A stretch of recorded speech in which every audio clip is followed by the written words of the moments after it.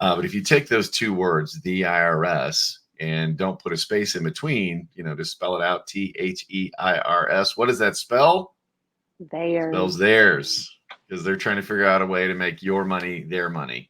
Yeah. But all kidding aside, an audit is definitely something you don't want to go through. But there's some things that's, as long as you're being upfront and forthright, and maybe have a little help preparing your taxes, that you can avoid it. But there are some things that actually trigger it. Fortunately, I've never gone through that. I don't know, Wendy, have you ever gone through an audit, an IRS audit? No, thankfully. It just stresses me out. Like the That's whole one. tax I thing know, in right? general stresses me out.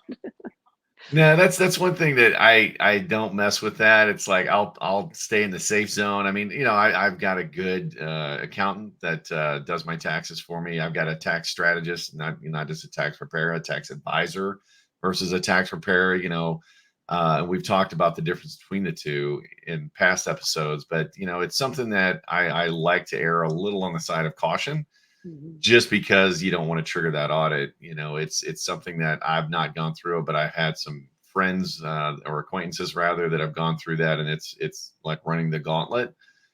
So I try to make sure I'm above board and everything, and my accountant covers my butt and makes sure that we've got all the I's dotted, T's crossed, and paperwork in on time. Right. But there are some things that a lot of not a lot, but people do, especially entrepreneurs, maybe not even realizing that, hey, you're putting yourself at risk or things like that for an audit. So we're going to talk a little bit about that today.